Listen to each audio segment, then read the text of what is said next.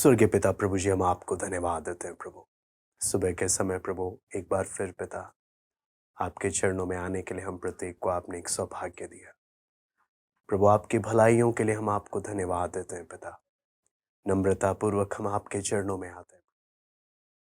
प्रभु आप अपने वचन को हम एक एक को खोल कर दें प्रभु, समझने के लिए सहायता करें। हमें एक एक से आप बात करें पिता। आए के सारे समय को हम आपके हाथ में सौंपते हैं। सारा आदर महिमा केवल हम आपको देते हैं।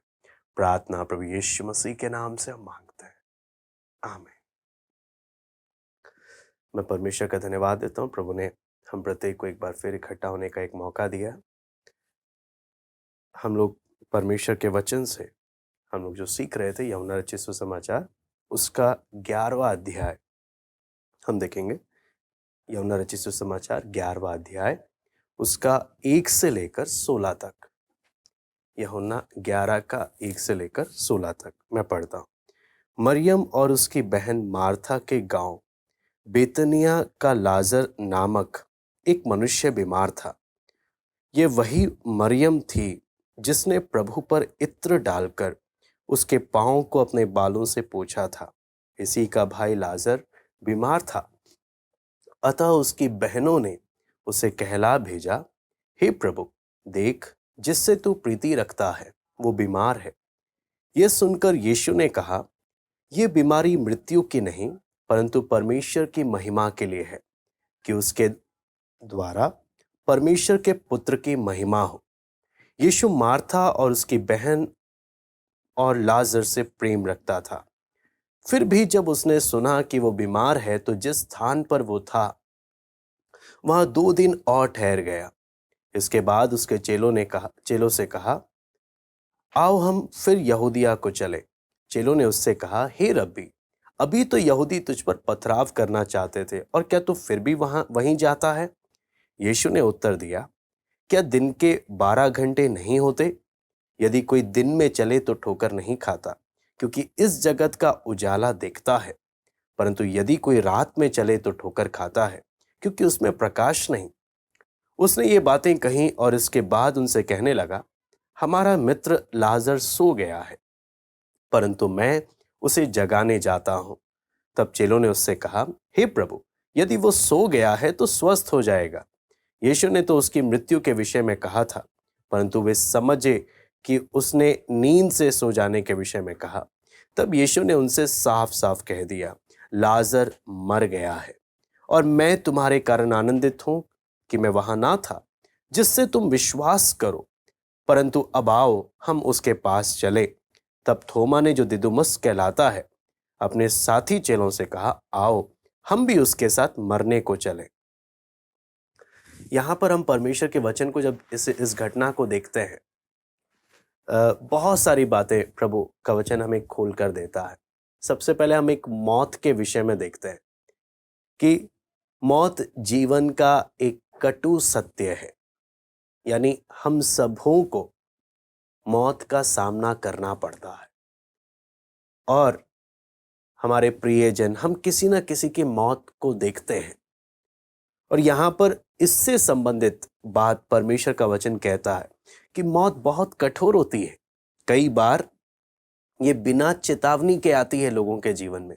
कोई चेतावनी नहीं मिलती थी। कितने लोगों के बारे में आपने देखा होगा कि वो सोते सोते चले जाते हैं, या कितनों के बारे में हम सुनते हैं कि वो एक्सीडेंट हो गया और एक्सीडेंट के कारण मर गए, है ना।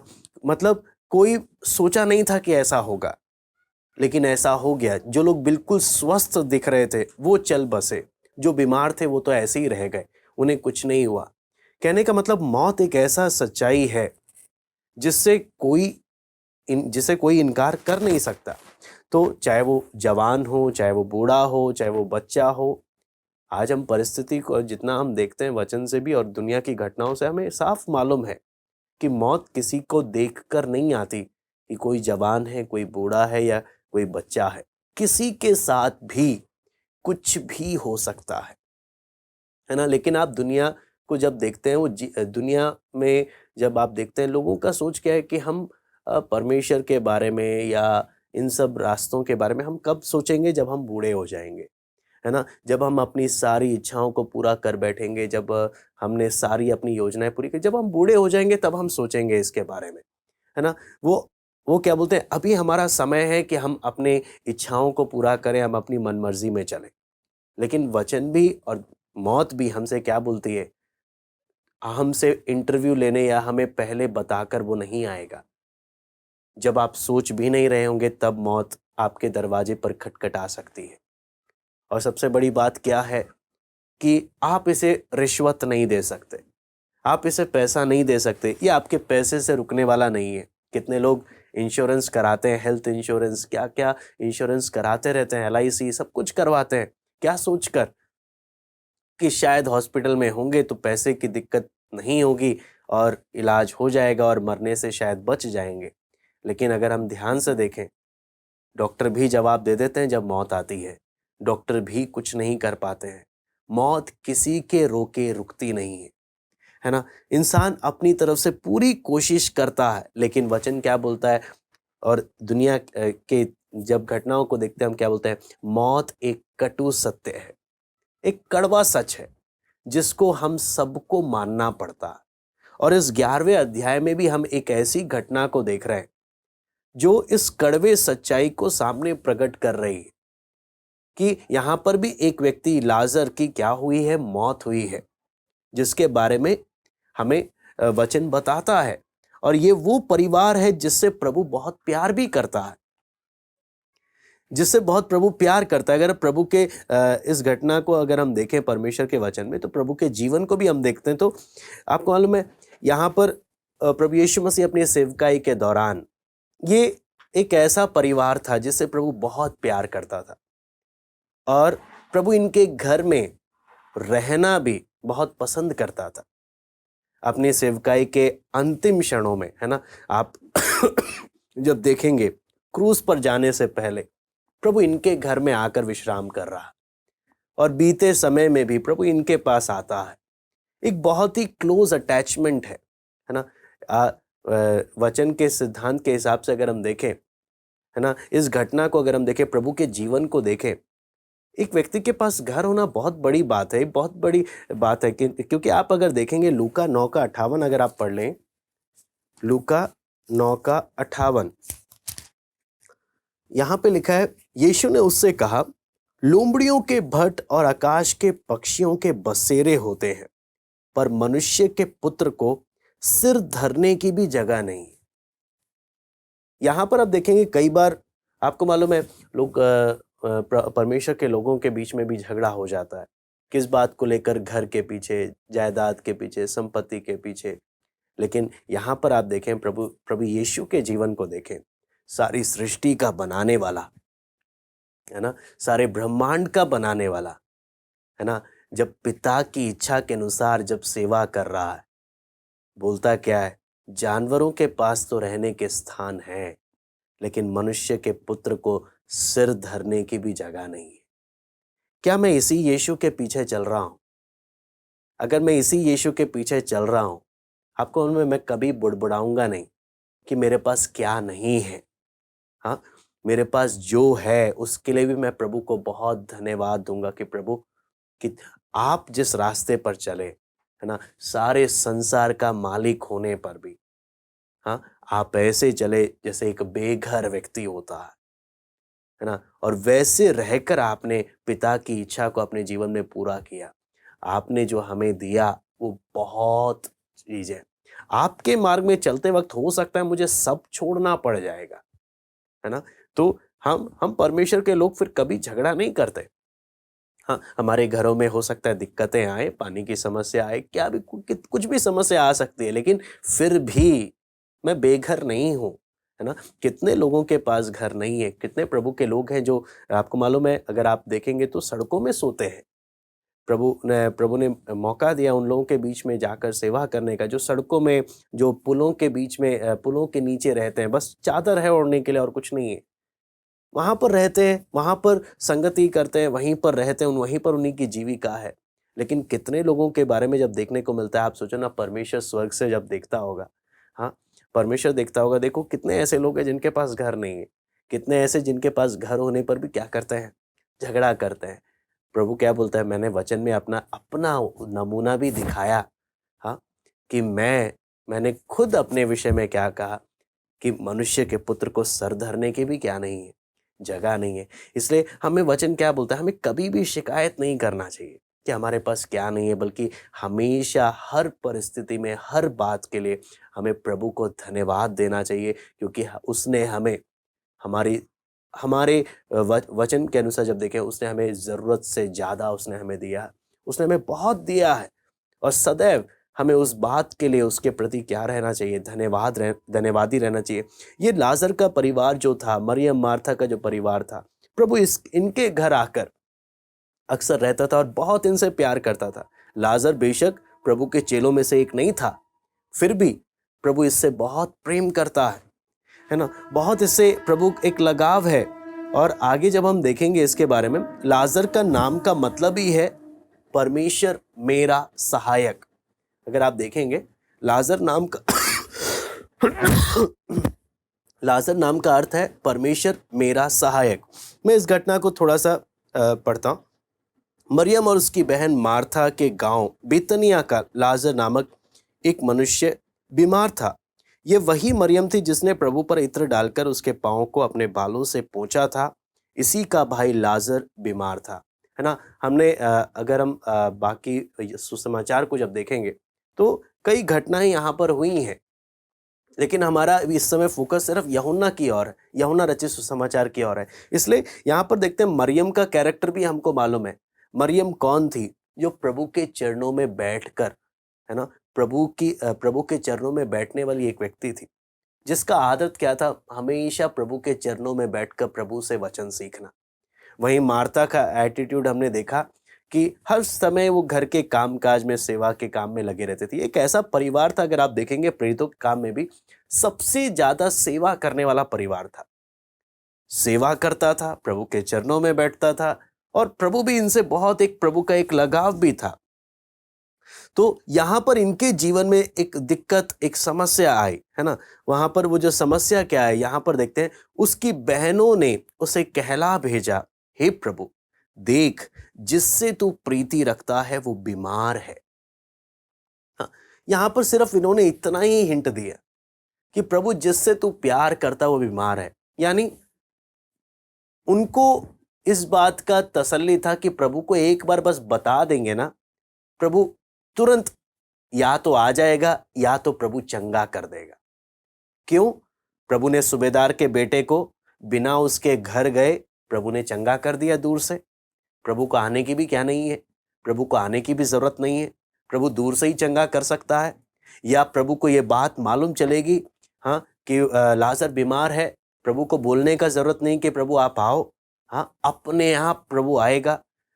तो कहने का मतलब क्या है कि यहां पर जब हम देखते हैं, इन्होंने क्या किया, संदेश भिजवाया कि हाँ प्रभु ऐसा बात है। लेकिन आपको मालूम है प्रभु क्या कर रहा इस घटना में जब देखते हैं, ये सुनकर यीशु ने कहा, ये बीमारी मृत्यु की नहीं परंतु परमेश्वर की महिमा के लिए है, कि उसके द्वारा परमेश्वर के पुत्र की महिमा हो, है ना। प्रभु ये बोलकर वहां पर रुक जाता है। यहां पे लिखा है 5वें आयत में भी देखते हैं, यीशु मार्था और उसकी बहन लाजर से प्रेम रखता था। फिर भी जब उसने सुना कि वो बीमार है तो जिस स्थान पर वो था वो 2 दिन और ठहर गया। ये बात आपको मालूम है, ये बात समझना कई बार बहुत कठिन हो जाता है, बहुत कठिन। हम जीवन के उन बातों को, वचन के हम उन बातों को देख रहे हैं जो बात हमारे जीवन में भी आती है, और यदि हम इसको समझेंगे तो हम परमेश्वर के तरीकों को भी समझ पाएंगे कि प्रभु हमारे जीवन में किस प्रकार से काम करता है। यहाँ पे प्रभु साफ साफ संदेशवाहक ने जब बोला, देख जिससे तू प्रीति रखता है वो बीमार है, मरियम ने ये बोला है, प्रभु क्या बोलता है, ये मृत्यु की नहीं परंतु परमेश्वर की महिमा के लिए बात है, कि उसके द्वारा उसके पुत्र की महिमा हो।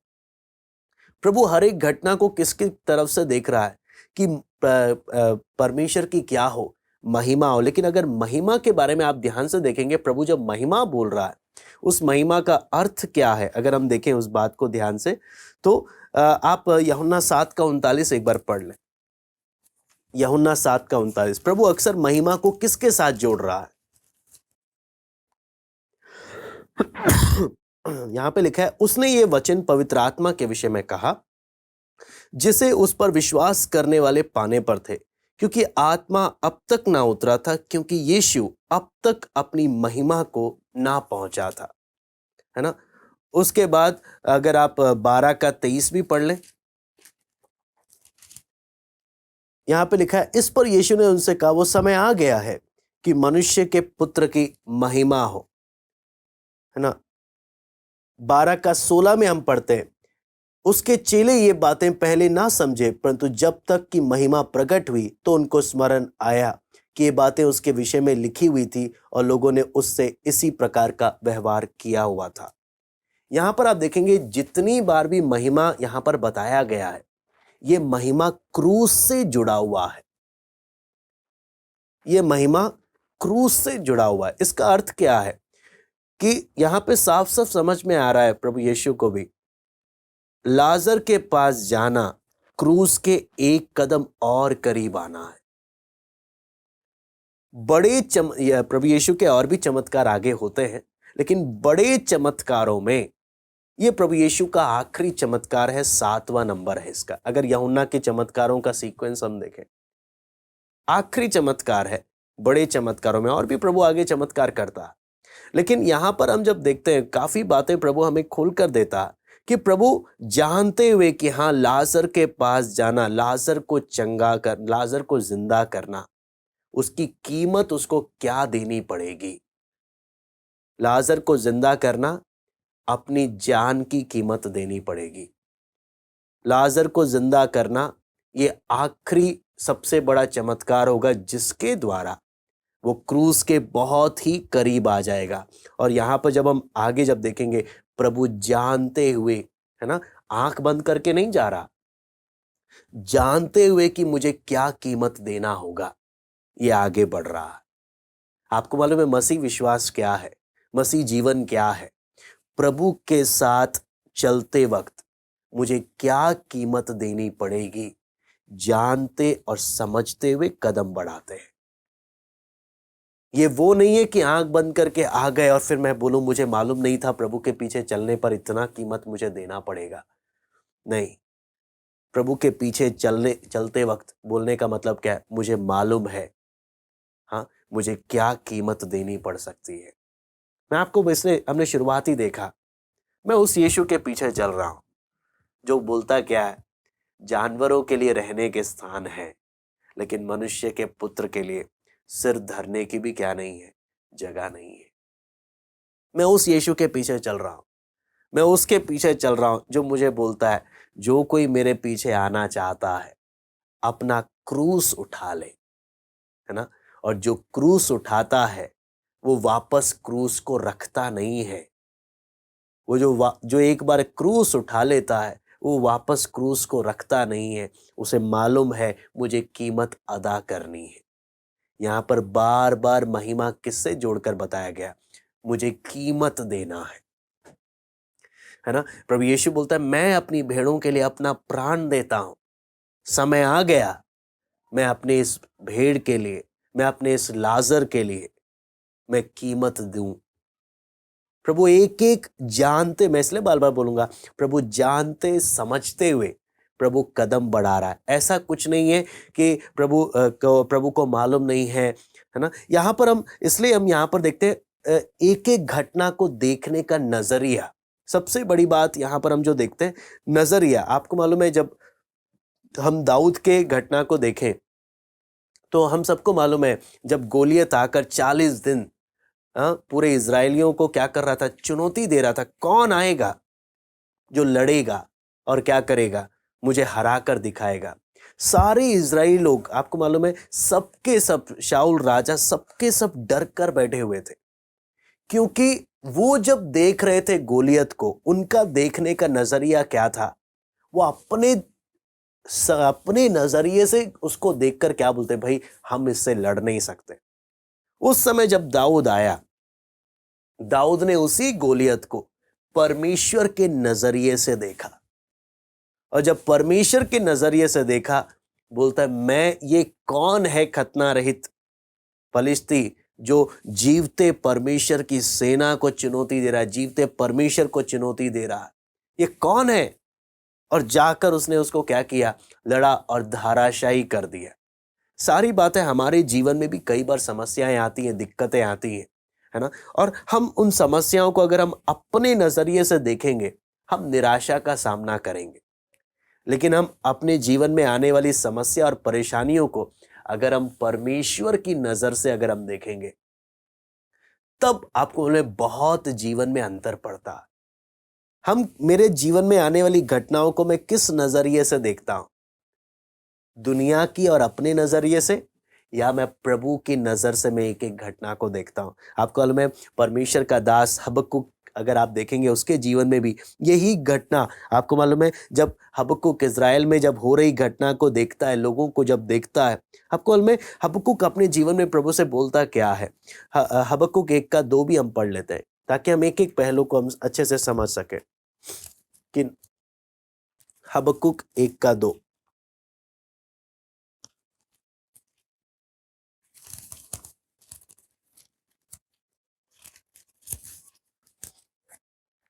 यहां पे लिखा है, हे यहोवा, मैं कब तक तेरी दुहाई देता रहूंगा और तू ना सुनेगा? मैं कब तक तेरे सम्मुख उपद्रव उपद्रव चिल्लाता रहूंगा, क्या तू उद्धार नहीं करेगा? हाँ, आप यहां पर देखें, हबक्कुक भी क्या कर रहा है? प्रभु ये अन्याय को जब देख रहा है तो प्रभु के सामने शिकायत कर रहा है ना, कि प्रभु मैं कब तक तेरी दुहाई देता रहूंगा और तू मेरी क्या नहीं करेगा? सुनेगा नहीं। हबक्कुक को लग रहा है मैं प्रभु से प्रार्थना करे जा रहा हूं, प्रभु सुन ही नहीं रहा है। क्या मेरे जीवन में भी ऐसी बातें आती हैं कि मैं प्रार्थना कर रहा और मुझे लग रहा है कि प्रभु मेरी प्रार्थना सुन नहीं रहा? हाँ, मैं कब तक तेरे सम्मुख चिल्लाता रहूं? हाँ, क्या तू उद्धार नहीं करेगा? प्रभु क्या तू सुनेगा नहीं? दाऊद भी ऐसे जीवन के ऐसे अनुभव से गया, कितने संत जन ऐसे अनुभव से गया कि जब उन्हें लगा कि हम प्रार्थना कर रहे हैं, प्रभु सुन नहीं रहा, हम प्रभु से दुहाई दे रहे हैं और कुछ जवाब नहीं आ रहा, कुछ समझ नहीं आ रहा, है ना? तो इसलिए ये घटना जो है हमारे लिए बहुत महत्वपूर्ण हो जाती है, ताकि हम परमेश्वर के तरीकों को समझ सके, परमेश्वर के काम के तरीके को, कि प्रभु किस तरीके से क्या करता है, एक एक बातों को देखता है। आपको मालूम है उसका हबक्कुक 3 का 17-18 में जब आप पढ़ेंगे, आपको मालूम है हबक्कुक का पूरा तुरंत उसका बात करने का स्टाइल ही बदल जाता है ना? शुरुआत में शिकायत कर रहा था, लेकिन 3 का 17-18 में लिखा है, क्योंकि चाहे अंजीर के वृक्षों में फल फूल ना लगे, ना दाखलताओं में फल लगे, जलपाई के वृक्ष से केवल दोखा पाया जाए और खेतों में अन्न ना उपजे, भेड़शालाओं में भेड़ बकरियां ना रहे और ना थानों में गाय बैल हों, तो भी मैं यहोवा के कारण आनंदित और मगन रहूंगा, अपने उद्धारकर्ता परमेश्वर के द्वारा अति प्रसन्न रहूंगा। हाँ, शुरुआत में दुखी था, लेकिन प्रभु के कामों को जब देखने के बाद क्या बोलता है, चाहे बाहर की परिस्थितियां कितनी भी, बोलते ना, कितना भी खराब क्यों ना हो, तो भी मैं आनंदित रहूंगा। हाँ, मैं परिस्थितियों को देखकर मैं निराश नहीं होऊंगा। हमारे जीवन में अलग अलग प्रकार की परिस्थितियां आती हैं, है ना, और आती हैं और आती रहेंगी हमारे जीवन भर। लेकिन प्रभु ने अपना वचन क्यों दिया? ताकि मैं उन परिस्थितियों के समय में जो मैं वचन सीख रहा हूं उसमें दृढ़ होकर मैं उन परिस्थितियों का सामना बड़ी दिलेरी के साथ कर सकूं, निराश ना हो। यहां पर जब हम देखते हैं, इस घटना में जब हम देखते हैं, यहां पे लिखा है कि प्रभु क्या हुआ वहां पर, और 2 दिन और ठहर गया। आप सोचकर देखो, प्रभु जिससे प्यार करता है ना, जब उसके बीमार होने की घटना सुनी तो प्रभु वहां पर जा नहीं रहा, बल्कि 2 दिन और रुक गया। मान लीजिए आज के टाइम पर किसी फोन आ जाए, एक कोई फोन कर दे कि देखो मैं हॉस्पिटल में हूँ, एडमिट हूँ, है ना, जस्ट इन्फॉर्म किया है। मालूम है जब इन्फॉर्म करते वक्त उम्मीद क्या कर रहे हैं कि हाँ, सामने वाला क्या करेगा, अगली बार फोन करेगा, सामने वाला क्या करेगा, प्रार्थना करेगा, सामने वाला मिलने जाएगा, बड़ी बड़ी उम्मीदें लगाते हैं। कि हाँ देखो, अगर हमने प्रभु के दास को बोला है मैं हॉस्पिटल में हूँ तो ज़रूर प्रार्थना करेंगे, वो ज़रूर आएंगे और प्रभु दया करेगा। लेकिन अगर सोच कर देखो, हॉस्पिटल में हूँ बता दिया, लेकिन फिर भी कोई रिप्लाई नहीं आ रहा, मैसेज का कोई रिप्लाई नहीं आ रहा, हाँ, एक फोन नहीं आ रहा, कोई मिलने नहीं आ रहा, कुछ नहीं आ रहा, तब मैं क्या रिएक्ट करूंगा कि देखो मेरी इतनी तकलीफ खराब होने पर भी कोई मुझसे मिलने नहीं आया, हाँ, मेरी इतनी तकलीफ होने पर भी एक फोन तक किसी ने किया नहीं, हाँ, मुझे क्या गुस्सा आएगा, मुझे क्या बुरा लगेगा। यहां पर हम देखें, प्रभु जिससे प्रेम करता है, वचन पहले ही बोलता है प्रभु इससे प्रेम करता है, फिर भी 2 दिन ठहर गया। प्रभु गया नहीं मिलने के लिए, प्रभु ने ना चंगा किया। कहने का मतलब क्या, यहां पर हम काफी बातें प्रभु हमें यहां पर सीखने को देता है, काफी बातें। अगर आप इस घटना के अगर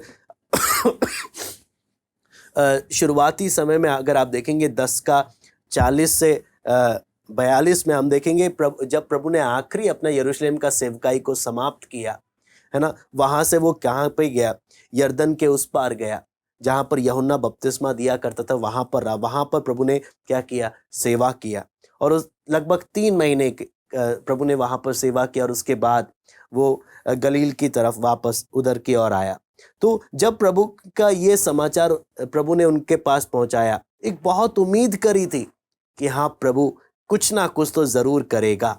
लेकिन प्रभु का एक ही जवाब प्रभु ने दिया। वो जवाब क्या था, ये बीमारी मृत्यु की नहीं परंतु परमेश्वर की महिमा के लिए है, कि उसके द्वारा परमेश्वर के पुत्र की क्या हो, महिमा हो, है ना। और इसी से हम और ये बोलकर प्रभु ने उसको भेज दिया। और आपको मालूम है, जब संदेशवाहक आया तभी प्रभु को मालूम है लाजर मर गया है। संदेशवाहक के आते साथ, ये खबर देते साथ लाजर मर चुका है। यहां पर स्पष्ट है। लेकिन फिर भी प्रभु क्यों, जिससे तू प्यार करता है प्रभु, तू क्यों उसके पास नहीं जा रहा?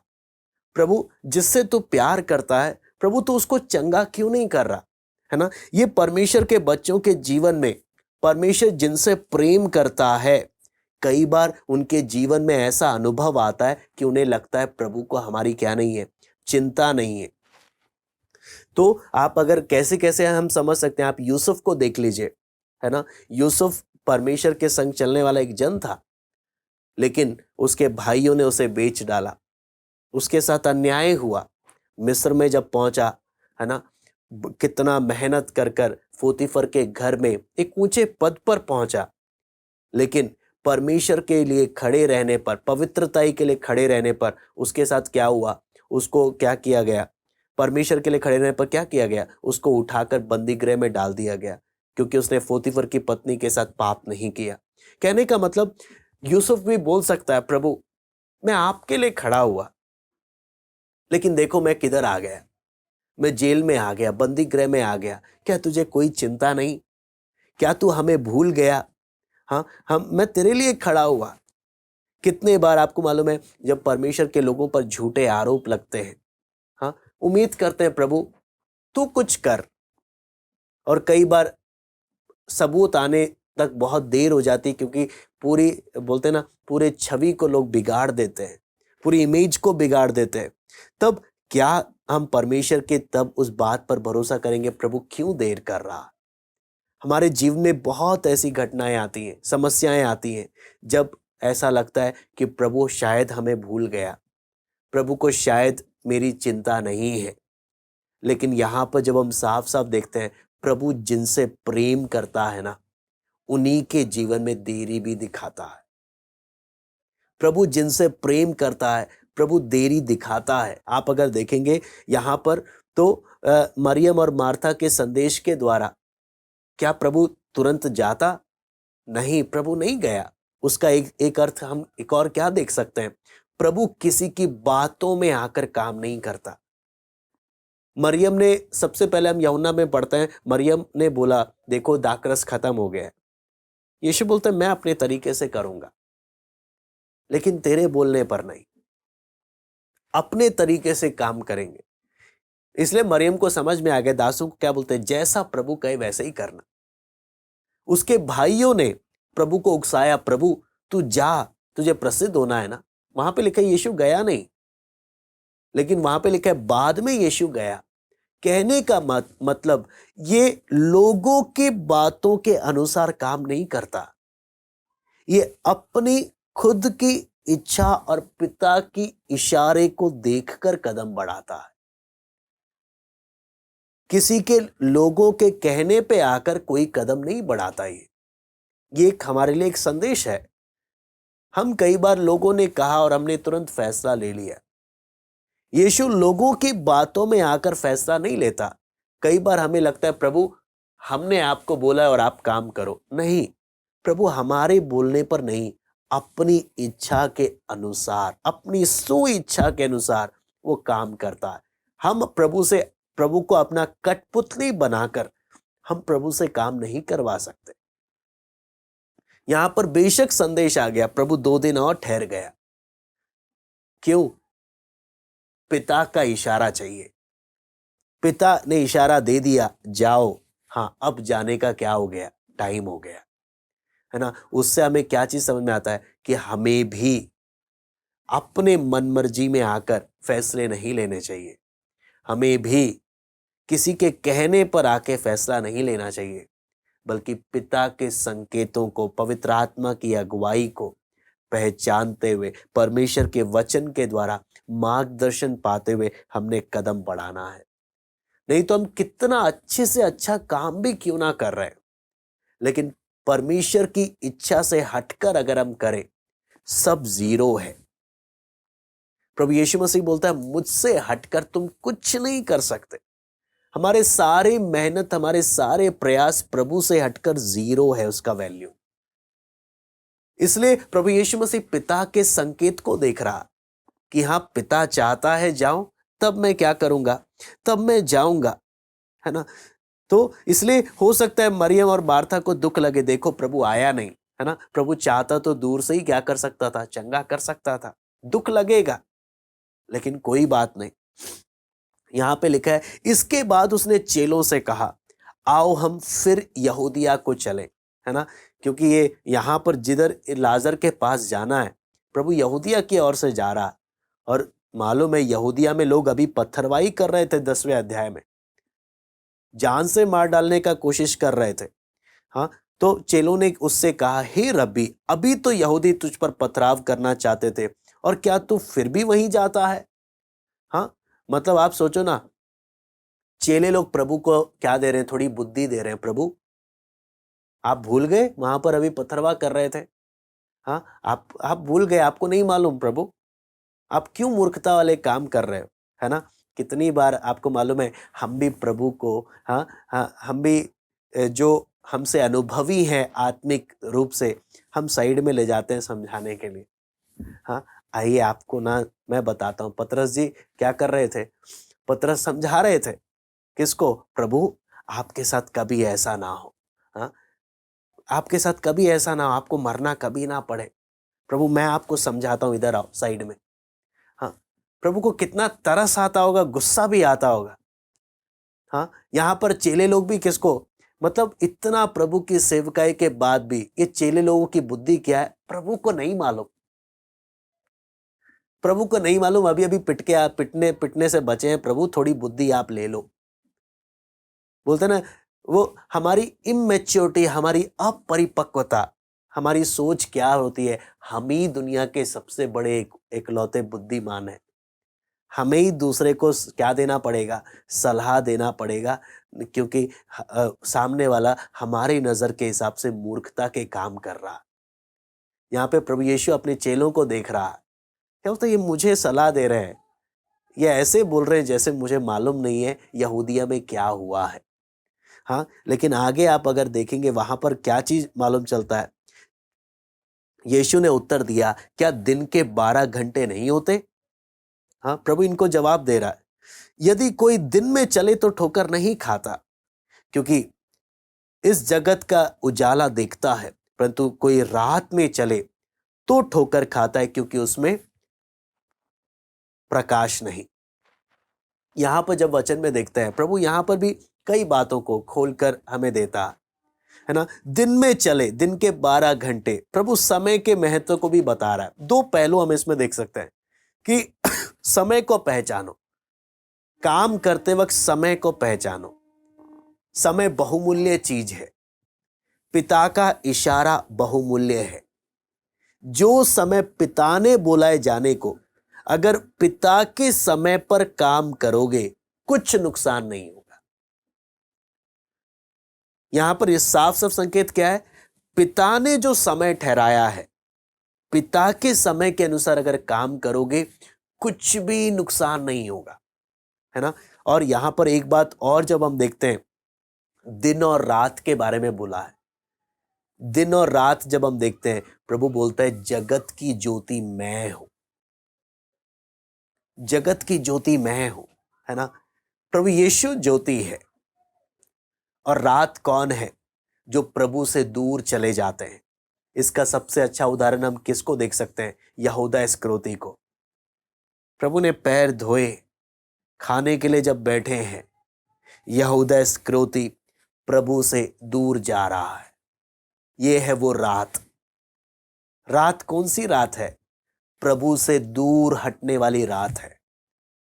प्रभु बोलते ये जो रात है ना, प्रभु से दूर हटना, शैतान का उसमें घुस जाना, यह है सबसे भयानक रात। जब हम प्रभु से दूर हटते हैं, शैतान मौके का तलाश में बैठा रहता है। कौन है जो अपने लालच में आकर, अपनी इच्छाओं में आकर प्रभु से दूर हटे? इसके जीवन में क्या आ जाएगा? इसके जीवन में रात आ जाएगी। और कौन बैठा है पकड़ने के लिए? शैतान बैठा है। तो वचन हमें साफ साफ प्रभु क्या बोलता है? ज्योति में चलोगे, ठोकर नहीं लगेगी। तुम मेरे साथ चल रहे हो, ठोकर नहीं लगेगी, तुम चिंता ना करो। मैं पिता के इशारों को देखते ही कदम बढ़ाता हूं। मैं किसी के कहने पर कोई फैसला नहीं लेता। बेशक आपको मालूम है, बेशक मैं लाजर, मार्था, मरियम से प्रेम करता हूं, है ना, लेकिन तो भी मैं पिता के इशारे का वेट करता हूं। मुझे जाने का बहुत मन हो, मुझे जाने की बहुत इच्छा है, उधर जाने की, उनसे मिलने की। हाँ, मुझे बहुत मन है, लेकिन जब तक उधर से ऑर्डर नहीं आएगा ना, मैं नहीं जाऊंगा। ये बात हम प्रभु यीशु के जीवन से देखते हैं। हाँ, पिता इशारा देगा, मैं जाऊंगा। जब पिता के अगुवाई में जब पुत्र काम कर रहा है, चेलों को सलाह देने की कोई जरूरत नहीं, क्योंकि वो जो कर रहा है उसे मालूम है वो क्या कर रहा है। उसे अच्छे से इस बात का अनुमान है। और आगे प्रभु क्या बोलता है? यदि कोई रात में चलेगा, है ना, मुझसे हटकर अगर कोई जीवन बिताएगा, वो ठोकर खाता है। हम प्रभु से हटकर कितने काम करेंगे? हम प्रभु की अगुवाई के बिना जितने भी काम करेंगे, वचन बोलता है तुम्हें ठोकर लगेगी, है ना। उसने ये बातें कही और इसके बाद उनसे कहने लगा, हमारा मित्र लाजर सो गया है, परंतु मैं उसे जगाने जाता हूं। तब चेलों ने उससे कहा, हे प्रभु, यदि वो सो गया है तो स्वस्थ हो जाएगा, है ना। यहां पर भी आप देखें, प्रभु कई बार हम परमेश्वर के चेलों को जब देखते हैं, प्रभु यीशु के चेलों को देखते हैं, हमें लगता होगा देखो इतना बड़ा पास्टर है ना। कई बार आपको में लोग एज्यूम करते हैं कि हाँ देखो वो पास्टर ना बहुत वचन बताते हैं, तो उनके साथ रहने वाले भी ना सुपर एक्सपर्ट होंगे। हाँ, सुपर एक्सपर्ट बोलने का मतलब ये बड़े आत्मिक होंगे, इनको बहुत वचन मालूम होगा, ये होगा वो होगा। बड़ी बड़ी दूर से लोग ऐसे ही देखते हैं। लेकिन प्रभु यीशु जब अपने चेलों को जब बोल रहा है कि देखो लाजर सो गया है, बात करते वक्त ये लोग क्या बोल रहे हैं? प्रभु सो गया तो ठीक हो जाएगा प्रभु। यानी ये अभी तक इतना समय हो गया प्रभु के साथ रहते हुए, इतना सेवकाई का अनुभव इनको मिला, इतने चमत्कारों को इन्होंने प्रभु के देखे, तब भी ये अभी भी आत्मिक बातों को समझने के लिए तैयार नहीं। प्रभु यहां पर इनके अंदर की स्थिति को देख रहा है कि ये आत्मिक रूप से अभी भी कच्चे हैं, ये अंदर से अभी भी कच्चे हैं। आपको मैं इन चेलों की आदत को देखते हुए, जब प्रभु की सेवकाई को जब देखते हैं, ये चेलों कितना विश्वास में प्रभु को कितना निराश करते थे, और प्रभु बार बार इनके विश्वास को बढ़ाने में लगा हुआ है। इनको बार बार इनके विश्वास को बढ़ाने में लगा है। क्यों? ये हर बात पर शक करते थे। ये प्रभु को बुद्धि देने के लिए हमेशा लगे रहते थे। इनको लगता था बेशक प्रभु होगा, प्रभु परमेश्वर का पुत्र है, हो सकता है प्रभु में बहुत सारी बातें हो, लेकिन प्रभु को हमें सलाह देनी पड़ेगी, प्रभु को सब कुछ मालूम नहीं है। हाँ, प्रभु को हमने सजेस्ट करना पड़ेगा, हमने प्रभु को मदद करना पड़ेगा, प्रभु की गाड़ी हमारे बगैर चलेगी नहीं, हम ही सब कुछ हैं। लेकिन इनकी आत्मिक स्थिति को देखें, ये अभी भी समझने में असमर्थ है। और आगे जब देखते हैं, प्रभु इसलिए यहां पर 13वां आयत में लिखा है, यीशु ने तो उसकी मृत्यु के विषय में कहा, परंतु वे समझे कि उसे नींद से सो जाने के विषय में कहा। तब यीशु ने उनसे साफ साफ कह दिया, लाजर मर गया है।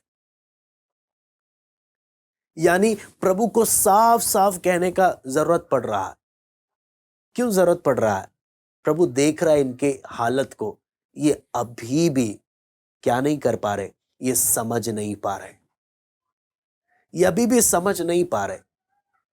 इनके अंदर का स्थिति का आप हाल देख सकते हैं, ये अभी भी समझ है। तो इससे क्या चीज मालूम चल सकता है? इतना अच्छा पास्टर इनको मिला,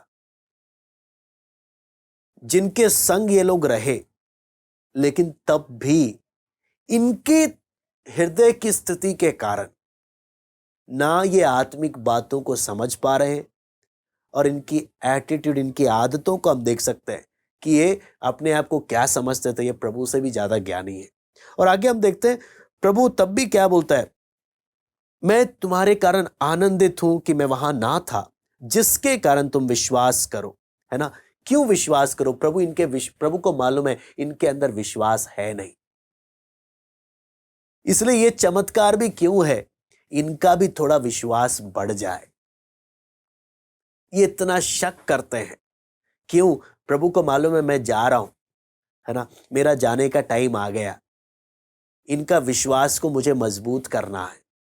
ये ऐसे ही कच्चे हैं, और मैं इनके ऊपर इतनी बड़ी जिम्मेदारी सौंप कर जा रहा हूं। कौन सी जिम्मेदारी? अपनी कलीसिया की।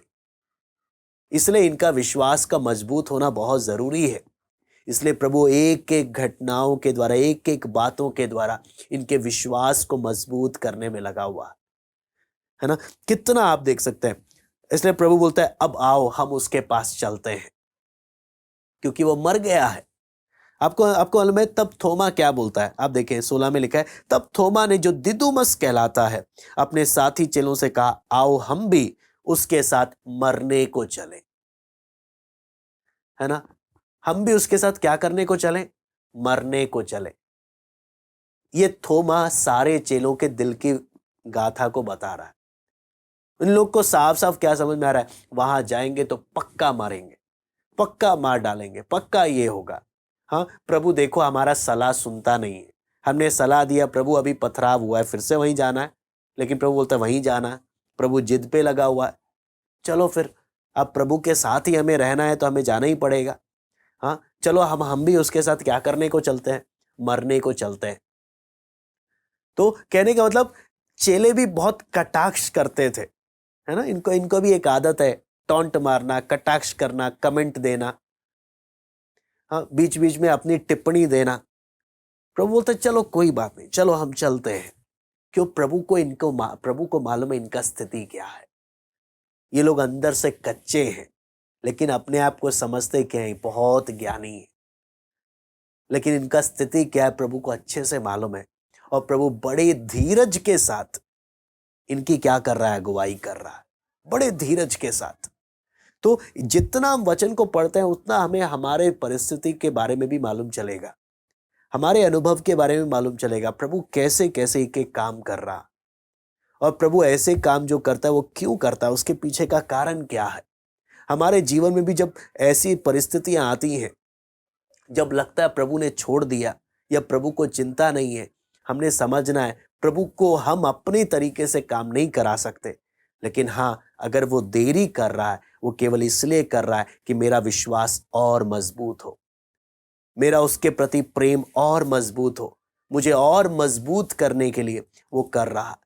ये दिन और रात हमें क्या चीज इशारा दे रही है? प्रभु ने एक समय ठहराया है हर चीज का।